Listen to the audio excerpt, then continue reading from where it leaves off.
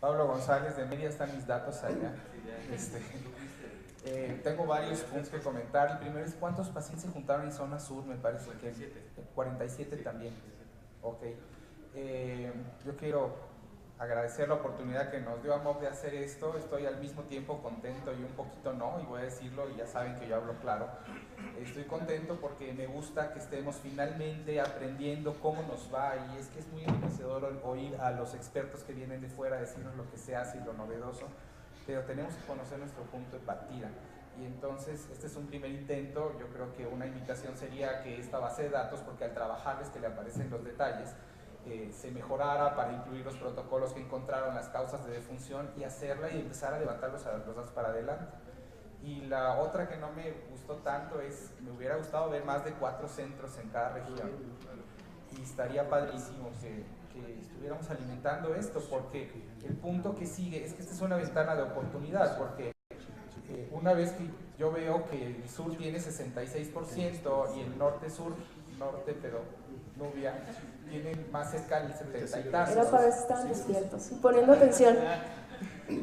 Que tiene más. Entonces yo quisiera que tuviéramos la oportunidad de revisar si mi centro, aquí está Yucatán junto con otros 3, pero si mi centro tiene 62%, a mí que me ayude el AMOB, que me revisen la tarea, que me digan qué estoy haciendo mal, en dónde están los puntos de mejora, porque esta información y estos datos y el miedo de compartir los datos y que vean que no me va tan bien como la literatura dice, tendría que ser vencido por la necesidad de mejorarlos. Y este desempeño menos que ideal que tú estás marcando en la zona sur, yo sé que es real, y sé que está incidido por cosas como las que acaban de decir, y por el retraso del tratamiento. Marcaste un 7% casi de abandono para región zona sur-sureste, pero también está el no abandono, pero el retraso en el tratamiento derivado porque no llegan al tratamiento, el retraso del tratamiento porque la tolerancia a la quimioterapia es menor por las condiciones nutricionales, y este tipo de cosas que nos tendrían que llevar a cómo le hacemos para que los pacientes mejoren. Entonces aquí es abrir la invitación de, oigan, cuando nos vuelvan a invitar, ojalá que veamos más de 4 centros, porque esto es lo único, esto tiene que ser el primer paso para que podamos construir en la mejora de las sobrevidas, reconocer que no estamos bien y por qué los que no estamos bien. Claro, eso a mí me parece más que nada que depende, es multifactorial obviamente, ¿no? Y esto es una invitación a todos los centros, es abrir la conciencia para que podamos hacer una base de datos más amplia, como ya lo habíamos dicho el día de ayer, pero para mí esto es un foco rojo. O sea, un foco rojo en el país en donde no podemos dejarlo así, pues son 63% o 69%. Realmente sí nos tiene que preocupar porque la supervivencia libre de enfermedad no estamos bien, ¿no? A comparación de los Hodgkin que fue ayer, no hubo tanto comentario. En esta ocasión yo cuando dije, bueno, pues lo tengo que presentar así porque así está, así me lo mandaron, ¿no? Pero tampoco podemos ocultar lo que estamos viendo. Entonces, tomar las medidas necesarias que se tengan que tomar, para mí es un foco rojo, que es, ante un problema siempre hay una oportunidad, ¿no? Entonces, hay que ver qué es lo que está pasando para poder mejorar. Benjamín Arroyo de Hermosillo, Sonora. Bueno, algunos comentarios. La base de datos definitivamente yo creo que hay que mejorarla porque mucha información no la pusimos, pero porque no estaba citada, ¿verdad? Entonces, a partir de eso, pero la información sí está. Entonces yo creo que esa base de datos se tiene que mejorar. 2, yo creo que sería muy importante aquí en relación a lo que dice Pablo, bueno, describir los hospitales que estamos participando en esto. ¿Por qué? Porque si hay un estado, ¿verdad? Que sabemos que la problemática social es muy similar, pero las diferencias de resultados entre los hospitales es diferente, pues entonces hay que ver de qué manera los que tienen mejor sobrevida pueden ayudar a los que tienen una sobrevida más baja, ¿no? Eso es indudable, creo que es una información muy importante. Por ejemplo, yo que vengo de Sonora, bueno, pues es el segundo estado más grande de la República. Tenemos una densidad de población muy baja, somos 2.600.000 habitantes para un estado muy grande. Entonces, hay sitios que son entre el centro de atención y el país donde viene, pues pueden pasar hasta 10 o 12 horas de traslado. Y entonces, en los pacientes, ¿qué hacemos? Si un paciente tiene un esquema para un linfoblástico con una inducción importante, pues ese paciente no lo vamos a enviar a su casa. Lo vamos a pegar con los albergues que le damos datos de alarma para que cuando el paciente tiene una neutropenia febril, bueno, pues podamos iniciar el tratamiento lo más pronto posible. Pero es una problemática muy similar porque pues obviamente es un estado muy grande. Entonces yo creo que esta debe ser la base para el inicio de futuras presentaciones, ¿verdad? Y que esto nos sirva pues para ir mejorando, ¿verdad? O sea, indudablemente. Entonces creo que entendemos que somos 3 tipos de México: el centro, el sur y el norte, ¿verdad? Con formas de vida, con genéticas inclusive diferentes, pero yo creo que esto debe ser un inicio para mejorar. Entonces la invitación es ampliar la base de datos y bueno, pues yo creo que el año que entra podemos hacer algo o hacer una presentación al respecto, ¿no? Sí, claro, ampliar la base de datos y ampliar la base de médicos, porque a veces no conocemos cuántos médicos hay en Sonora, cuántos médicos hay en Chihuahua. Entonces, para empezar a trabajar como un grupo y obtener mejores resultados, pues necesitamos conocernos entre nosotros. Y bueno, y pues como dices, esto es un primer paso y pues de aquí esperemos seguir mejorando. Buenos días, soy la doctora Lourdes Cortés del Hospital de Cancerología de Jalapa, Veracruz. Yo aquí coincido con el doctor que comentaba al inicio que lo alarmante son las defunciones que tenemos. Probablemente mejorar, y lo que comentaban los médicos, pues no sea problema si se quiere trabajar en conjunto, en equipo. Pero lo alarmante es por qué se nos están muriendo tanto los niños con linfoma. Tal vez analizar qué estamos haciendo con los protocolos. Realmente estamos utilizando bien para quién va a ser BFM 90, para quién va a ser BFM 95, qué dosis estamos aplicando, que está predisponiendo tal vez a la neutropenia. Entonces los niños se nos están infectando mucho. Nosotros en el Hospital de Cancerología últimamente hemos tenido muchas infecciones micóticas, o sea, todo va cambiando, cada quien tiene una zona demográfica pues diferente. Nuestros niños, nuestra población, pues sabemos que no es la misma que está al centro o al norte. Otra cosa alarmante son los abandonos al tratamiento, pero básicamente a lo que son las defunciones, pues hoy por hoy nos seguimos quedando tal vez un poquito atrás todavía, porque los niños se nos mueren por linfomas, y puede hacer el foco cómo estamos utilizando los protocolos, porque cada hospital pues los reajusta y los rediseñamos de acuerdo a nuestras necesidades, incluso a veces hasta lo que tenemos, y entonces es lo que nos puede estar ahí dando el foco rojo. Creo que ahí tienes muchísima razón, influyen muchísimas cosas. Yo, analizando esta base de datos y viendo algunas de las problemáticas, una de las cosas que también es importante es ver que se tenga un buen diagnóstico patológico con una buena técnica de inmunohistoquímica también, porque si no es un diagnóstico erróneo y pues, es un factor pronóstico importante. Otra de ellas pues es la estadificación también. Tiene que ser un buen diagnóstico patológico con una buena estadificación para que puedas darle un buen tratamiento, porque si no pues también es complejo. Entonces a veces agarramos clasificaciones o grupos o estadificaciones diferentes de acuerdo al BFM, de acuerdo a salud, de acuerdo a diferentes cosas, que eso también me parece que más adelante ya los colegas lo van a hablar. Entonces tener eso es importante para darle un adecuado tratamiento. Y obviamente la diferencia en los protocolos, ¿no? Eso fue bastante significativo también. O sea, cada quien agarra el que mejor le va o el que mejor tiene experiencia, y eso no puede ser, ¿no? O sí, si el que más sabe usar, o no sé, el que menos le dio toxicidad la primera vez, no sé, ¿no? Entonces ese tipo de problemas se ha visto en todo, se vio en todos los análisis que están, y ese es un problema que hay que resolver. Ahora yo entiendo, no es como el linfoma de Hodgkin, ¿no? Que sí ya está un poquito más estandarificado, ¿no? Pero este sí tiene variedades histológicas más importantes que dependen mucho de la clínica, inclusive el pronóstico. Entonces, darle tratamiento pues a veces es muy complejo, porque son tratamientos con dosis altas, esquemas cortos, que te dan una toxicidad a veces impresionante, ¿no? Entonces, pues sí, la verdad es más complejo los no-Hodgkin en ese aspecto, ¿no? Hola, buenos días. Anoche no sé quién estuvo en la sesión última, pero los números que se mostraron en leucemia, que no tienen que ser muy diferentes a lo que están encontrando aquí, están espeluznantes.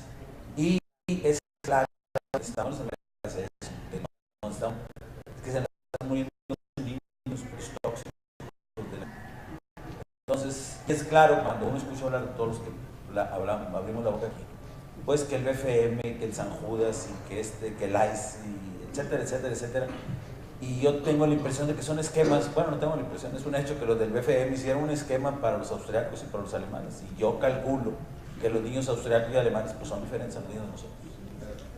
Entonces, si nosotros, entre comillas, copiamos tal cual el BFM, el que quiere del BFM o el San Judas, que están diseñados para un tipo de niños con cultura diferente, con comunicación diferente, con dinero diferente, y los tratamos de poner tal cual aquí, pues vamos a seguir teniendo problemas. Yo quisiera saber qué tanta gente en México de los tenemos oportunidad de conseguir voriconazol el mismo día que quieres ponerle voriconazol. Y cuántos de los que estamos aquí podemos meter a un paciente en cuidados intensivos justo el día que quiero ponerle en cuidados intensivos. Entonces yo yo creo que tendríamos que empezar a pensar, cuando menos yo lo estoy empezando a pensar, en tratar de ser a lo mejor menos ambicioso y no querer actuar como un alemán cuando no estoy tratando a niños alemanes. Y a lo mejor voy a tener que disminuir un poquito la intensidad del tratamiento. Es una idea, no es una cosa que esté sentada. Pero creo que estamos perdiendo muchos niños por efectos tóxicos del tratamiento porque simplemente no tenemos capacidad para atenderlos.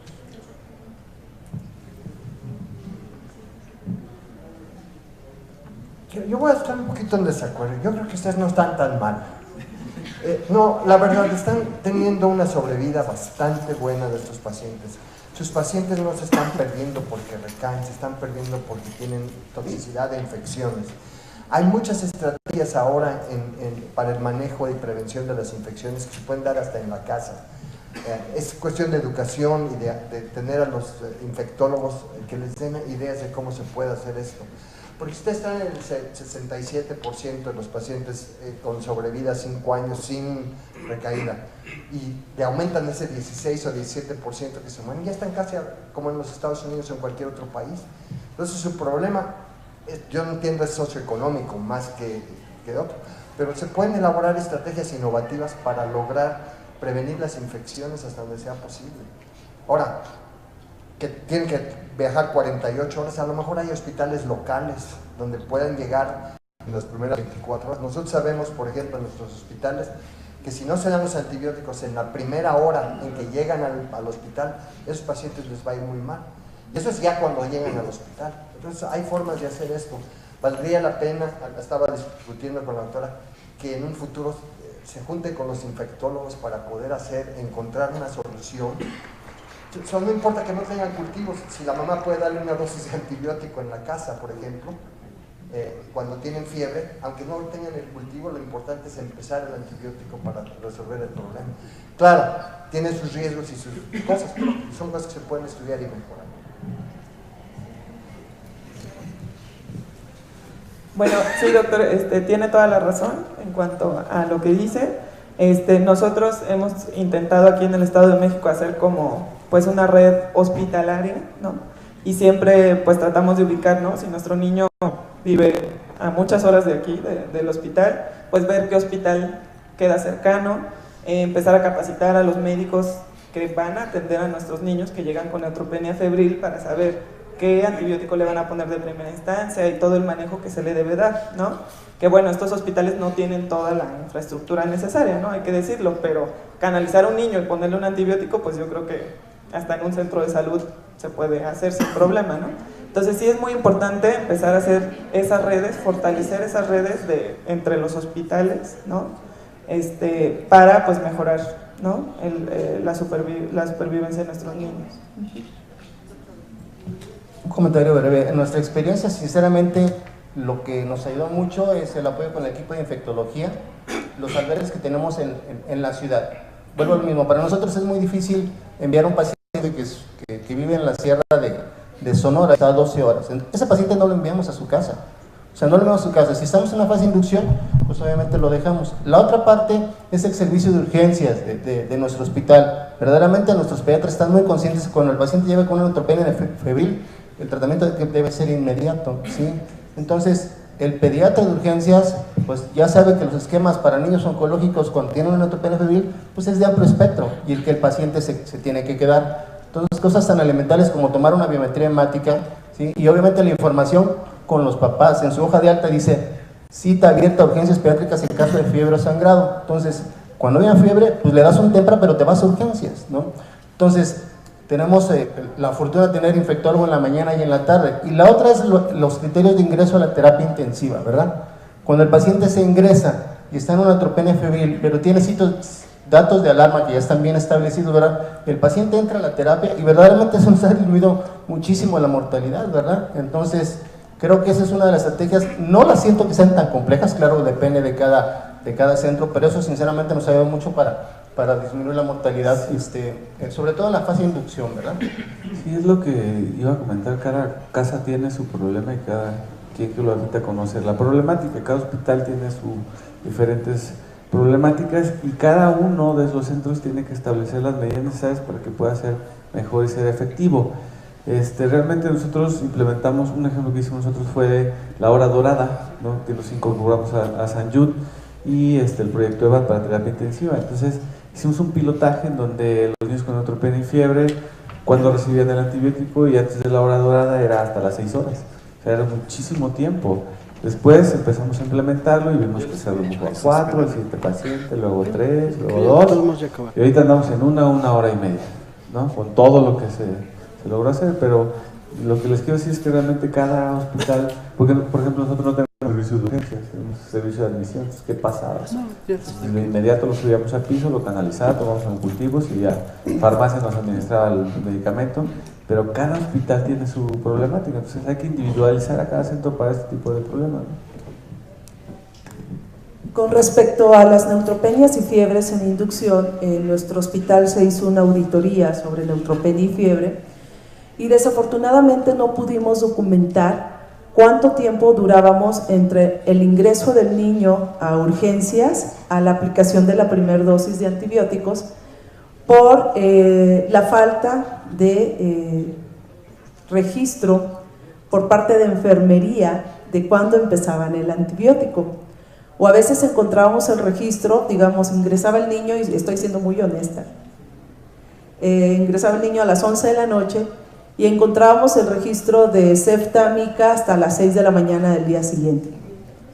Entonces, haciendo un análisis, no sé, la gracia divina, la loción verde que los papás llevan, y que finalmente a lo mejor no era tan tardío el inicio del antibiótico, pero es tardío, 8 o 12 horas después, pero el niño salía adelante. En algunos otros casos no, el paciente llegaba prácticamente en choque séptico y aún llegando en choque séptico tardaban 30 a 45 minutos en la primera dosis de antibiótico porque se le daba prioridad al rescate con cristaloides y uso de aminas. Entonces, y en otros casos definitivamente no pudimos notificar en qué momento preciso se había iniciado el antibiótico.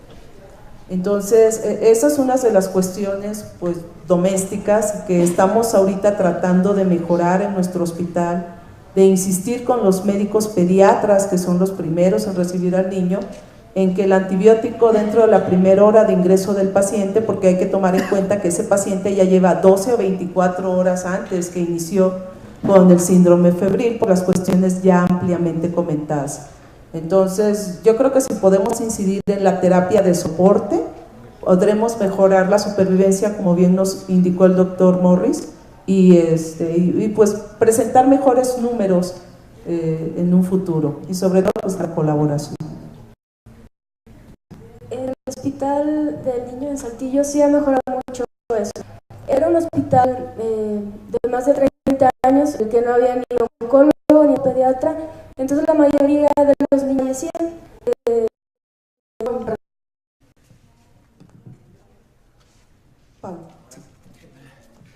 Es que ahora que empezaron a compartir alternativas de cómo mejorar este problema, puesto que creo que todos estamos de acuerdo que el punto es el punto en donde podemos incrementar más rápidamente la sobrevida es el abatir las muertes secundarias a toxicidad. Nosotros, y cada centro es diferente y tendríamos que analizar como que el proceso, pero por ejemplo los cuellos de botella en el Hospital Orán en Mérida son que el paciente llega y la biometría hemática es un proceso porque las químicas esperan a que se junten y se les atraviesa la hora del desayuno y la hora de la Rosa de Guadalupe, y entonces hasta puede tardar 6 horas en reportar toda una biometría hemática que uno sabe que el Holter la saca en 2 minutos. Y pues teóricamente tú no le vas a iniciar tratamiento hasta que tienes el resultado. Entonces nosotros dijimos que no, y ya sabe el personal de piso, y ahorita voy a aclarar por qué estoy hablando de piso, que si el paciente neutropénico, un paciente febril llega, lo canaliza, le pone el cefepime y entonces nos sentamos a esperar la biometría. Y si sucede que no está neutropénico, pues se ganó una dosis de cefepime. Pero si sí está, hombre, eso es a los 2 minutos de que llegó, bueno, lo que tarden en canalizarlo. Y saben los residentes que mueren si hay un febril que no está canalizado de inmediato. Son pasos muy sencillos. La otra es que como urgencias fue un problema, entonces en hora hábil el paciente que llega estable, ya saben que el paciente llega al piso de oncología pediátrica, se los canalizamos, les ponemos el cefepime y se los bajamos a urgencias. Pero entonces abatimos todo ese cuello de botella, porque ahí están. Entonces, no digo que esto funcione en todas las unidades, porque a lo mejor cuando se dé cuenta mi director me prohíbe recibir urgencias en piso, pero sí se trata de analizar el proceso paso por paso, por paso, por paso, para identificar cuál es el cuello de botella propio de la institución, para entonces implementar las medidas que solucionen. Y esta de todo febril se canaliza y se le pone cefepime y luego vemos, es primero mato y después diriguo, ¿no? Pero es que es como tiene que ser, porque los procesos de nosotros, las biometrías, yo creo que todos se reconocen el tiempo que les tarda el laboratorio en darles una biometría, ¿no? Entonces, como ideas de los que ha funcionado, pues son estas dos. Sí, sí. Bien, buenos días. Escuchando la problemática, yo vengo de Guanajuato y quiero aprovechar esta oportunidad porque en los cursos de capacitación para médicos familiares o generales y que también van pediatras, también se debe de abordar este tema de complicaciones. Lo que está funcionando nosotros en Guanajuato es una comunicación real y efectiva, tienen nuestros teléfonos y el fin de semana en los hospitales es tierra de nadie. Si un paciente mío tiene mi teléfono, oye, doctor, llegué a urgencia, ya tengo 2 horas, 3 horas, no me atienden. Yo le hablo al pediatra, le digo, oye, por favor, ayúdame, y ella sabe. Y la buena disposición que debe haber entre nosotros, esa es básica. Si no tenemos una buena disposición y si nomás hablamos por hablar, creo que no vale, ¿no? La última, llegó una niña de San Miguel de Allende con neutropenia y fiebre, que queda unas horas de Celaya. El pediatra de San Miguel hizo un trabajo excelente ante un niño con neutropenia y fiebre. No hubo necesidad de llegar a Celaya, ¿no? Entonces yo nada más quiero compartir esto porque es importante. La comunicación efectiva y real y sobre todo compromiso. Exacto. Sí, efectivamente, lo que comenta el doctor Fink es cierto. Actualmente en Chiapas hemos estado desde el 2016 más activos en los cursos de detección oportuna de cáncer y acá están mis compañeras quienes han estado muy activamente trabajando en esas ponencias. Y algo que nos han comentado los médicos de primer contacto es el acercamiento que ha existido, el saber que el niño con cáncer es real y que ellos también pueden ser parte del tratamiento y ser incluyentes hacia primer y segundo nivel de atención. En una ocasión me tocó ver una hoja de referencia de un interno que había ido a una de las pláticas y que por iniciativa de él le inició cefotaxima. Dije, bueno, por lo menos ya le puso cefotaxima a un paciente neutropénico febril y ya lo refirieron, ya tiene un esquema antibiótico, ¿no? Y yo creo que la cuestión después es ir refinando ese manejo y pues tratar de incluir a todos los niveles. Otra situación que estaba pensando, bueno, hace un par de años tuve la oportunidad de acudir a una reunión de AOPCA, acá está el doctor Mauricio, y me gustaría que él nos platicara su experiencia sobre cómo arrancaron esto, porque a mí se me ocurre, bueno, no se me ocurre, hay 3 zonas aquí, y creo que ya lo platicamos, zona sur, zona centro y zona norte, y a lo mejor un protocolo homogéneo no vaya a ser efectivo en la zona sur como en la zona norte, pero podemos hacer modificaciones y para el paciente de la zona sur puede funcionar bien este protocolo, para el paciente de la zona norte y para el paciente de la zona centro esto, pero me gustaría que el doctor Mauricio nos platicara su experiencia con AOPCA, cómo fue que conciliaron todo eso, porque no todos los países en Centroamérica son homogéneos. Sí, gracias. Yo creo que lo más importante es lo que ustedes están haciendo, que es darse cuenta de que hay algo que se tiene que mejorar.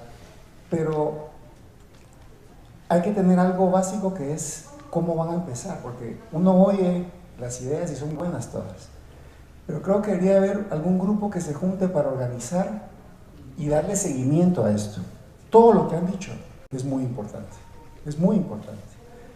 Y nuestros niños, como decía el doctor, son diferentes y los protocolos tienen que ser adaptados a nuestra realidad.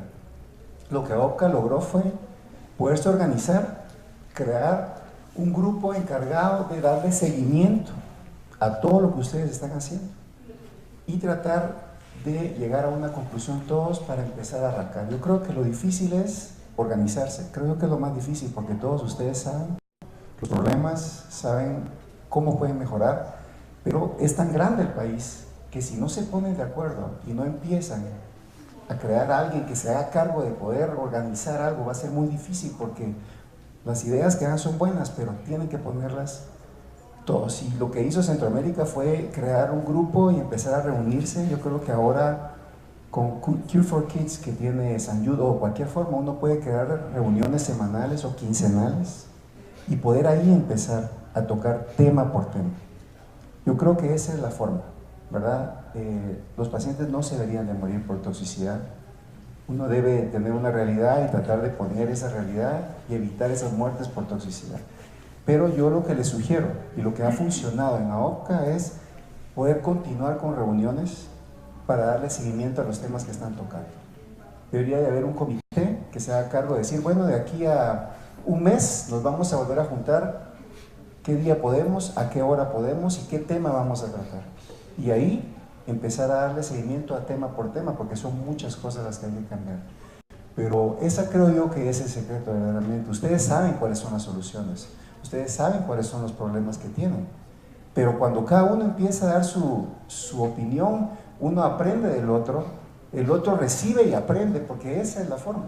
Nosotros tenemos el problema del abandono, por ejemplo, y en Guatemala cuando empezamos era el 42%, cuando empezamos a detectar el problema. Actualmente en Guatemala es el 3%. ¿Qué pasó? Que empezamos a aprender que el problema era uno, que no tenían, por ejemplo, un papá no podía dejar a 4 hijos allá que se murieran de hambre por venirse a la ciudad, por cuidar a uno. Decían, ¿sabe qué, doctor? Perdone, o sea, tiene que morir este hijo mío, pero los otros 4 no puedo. Entonces dijimos, ¿saben qué? Busquemos y le damos una bolsa de comida a esta familia para que la lleve allá. El bus o el transporte no podían pagarlo, conseguimos que alguien pagara el transporte para ellos. Y lo más importante, cuando estaban dentro del hospital, hubo mucha educación a los padres. Tratar de explicar y repetirles lo importante que es, uno, que el cáncer se puede curar, porque mucha gente todavía cree que no se cura. Entonces ni lo refieren, ni lo mandan, ni le dan la importancia. Antes, en mi hospital, antes del año 2000, los niños con leucemia no bajaban al intensivo, porque creían que iba a morir, entonces preferían darle a la diarrea o a la infección. Hasta que se fue educando y educando, lograron entender lo importante que es esto. Entonces compartimos esto con Salvador, con Honduras, y ellos empezaron a usar la estrategia que nosotros tuvimos y empezó a bajar el abandono. Igual ellos nos compartieron lo que era el diagnóstico temprano, por ejemplo, de retinoblastoma en Honduras, que habían usado ellos, y así nosotros también lo usamos. Entonces yo creo acá que lo que debe salir hoy de acá es decir, bueno, ¿quién se va a hacer cargo de podernos, primero tomar una lista de la gente que quiere participar? Y luego que esta gente se compromete y dice, yo quiero participar, bueno, dentro de 2 semanas nos vamos a juntar. Y se busca el recurso, cualquiera que ustedes quieran, Cure for Kids o la forma que ustedes deseen, pero cumplir con eso, comprometerse con eso, y les aseguro que después de un tiempo van a encontrar muchas opciones y muchas ideas en conjunto y van a empezar a trabajar juntos, y ya no va a ser un centro acá, sino van a ir compartiendo. Creo que eso es, porque las estrategias que hay que hacer ustedes las saben, los antibióticos, todos lo saben ustedes. Lo difícil es ponernos de acuerdo para que esto lo hagamos todos igual y disminuyan estas cosas que están causando los problemas. Eso fue lo que funcionó en AOPCA, podernos reunir y organizar. Muchísimas gracias, doctor. ¿Algún otro comentario? Bueno, pues yo creo que en seguimiento a lo que el doctor Castellanos nos comentó, El día de hoy, de 7 a 8 de la noche, se va a llevar a cabo una mesa de trabajo en cómo incluir a centros mexicanos en el protocolo CLEOP. Y yo creo que esa es una iniciativa muy importante que podría ayudarnos a mejorar nuestros niveles de supervivencia, que están bien, pero pueden ser mejor. ¿Sí? Podemos ir al más allá. Bueno, no al más allá. No sigan la luz blanca. Sino incrementar nuestro nivel de supervivencia, ese más allá me refiero, ¿no? Y yo creo que es una gran oportunidad, sobre todo para cada uno de los involucrados en el tratamiento del niño mexicano con linfoma en cada uno de nuestros centros del país, para hacerlo de una manera organizada y disciplinada, que muchas veces es lo que nos hace falta. No son faltas de ganas, no es falta de gente talentosa, yo creo que cada centro la tiene, es únicamente la disciplina para sentarnos a registrar, a platicar, a compartir y a analizar. Y si tenemos una mesa de trabajo con líderes que puedan hacer todo eso, pues yo creo que podremos mejorar nuestros niveles de supervivencia, ni disminuir la toxicidad secundaria a quimioterapia y disminuir la muerte por infecciones. Sí, doctor Donovan.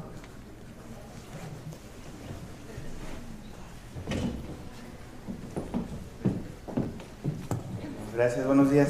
En ese aspecto, ayer platicaba con Fer en la noche. Sí, creo que es muy importante lo que nos dice el doctor Mauricio. Hay que organizarnos. Creo que tenemos, como dice el doctor, mucho talento, pero nada más nos falta organizar. ¿Sí se oye? Sí. Organizar un grupo. Yo creo que Linfomas tiene, tanto Hodgkin como no Hodgkin tienen tanta expectativa de mejorar. O sea, son cosas sencillas. Mi experiencia con el grupo de CLEP que nos juntamos en Kids for Kids es, no sé, si República Dominicana tiene duda de un caso, se programa y lo presentan el martes y ya todos, entre todos, comentamos, pues, hazle esto, o bájale la dosis, o hazle aquello. Entonces yo creo que sí sería muy bueno en la reunión que se va a hacer anoche con los doctores Augusto y Mauricio, pues anotarnos y hacer un primer paso para ya irnos como México para el manejo de los linfomas. Porque bueno, yo en lo personal les puedo decir, el protocolo nacional para Urquid, yo lo empecé a usar y es muy tóxico. Y yo pues justifiqué y le bajé dosis de methotrexate y ya no está tóxico. El último paciente que se murió en mi centro fue un paciente derivado de un hospital, bueno, no voy a decir de qué estado, que nos pidió así como auxilio, ese niño está en Limoral. Cuando llegó con nosotros, llegó y murió en 6. Entonces, yo creo que tenemos de comunicación. Vamos a hablar cuando tengamos la urgencia, o sea, ya ver y establecer un protocolo en base a la evidencia científica y a la experiencia de cada uno, porque cada uno tiene mucha experiencia y como dice usted, es distinto un niño en Chiapas que a lo mejor un niño en La Paz. Las circunstancias son totalmente distintas y podemos ir negociando y hacer algo en conjunto. Sí, y yo creo que sí podemos, de verdad que sí podemos. Y yo creo que, como dice el doctor Mauricio, si de este amo que está comisionado a linfomas, si sale que nos empezamos a juntar los encargados que vemos linfomas o los centros que quieran integrarse, pues va a ser un logro excelente. Y yo creo que lo vamos a hacer. Muchas gracias, Donovan. Y están todos cordialmente invitados. Y para aquellos que están atrasados en sus pagos de la MOP, ya pasando a asuntos parroquiales, pueden ir al área de registro. Ahí hay un stand